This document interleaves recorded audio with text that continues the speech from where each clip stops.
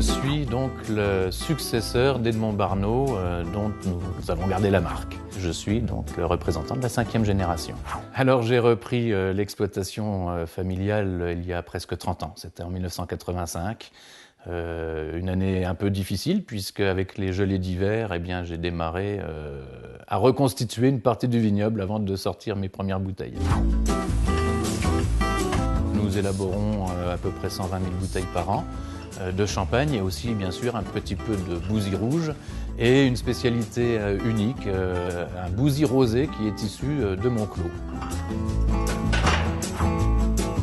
Ma période préférée de l'année, c'est sûrement pas original, mais c'est les vendanges, parce que c'est effectivement l'aboutissement de tout le travail de l'année.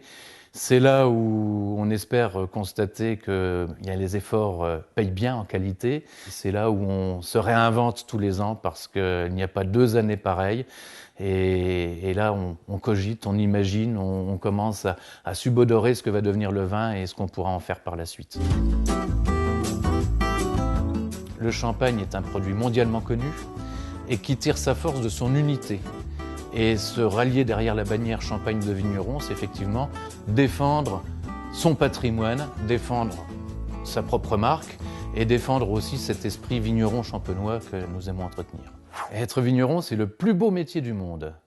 À la fois, on crée, on transforme, et puis on va offrir sa production auprès de gens qui l'aiment, donc avec qui on partage forcément des points communs. Donc c'est très complet. Ça relève du métier artistique, parce qu'en dehors des métiers artistiques, je ne connais pas d'autres métiers où à la fois on produit, on transforme et on distribue. La 6e génération, écoutez, elle se prépare à se former au métier de la vigne et du vin, puisque mon fils Guillaume, qui a 15 ans, il y a 4 ans déjà, la veille des vendanges, a décidé brutalement, il m'a pris la main, il m'a dit « Papa, je serai vigneron ». Alors il avait les larmes un peu humides parce qu'il avait découvert quelque chose, et je dois dire que moi aussi.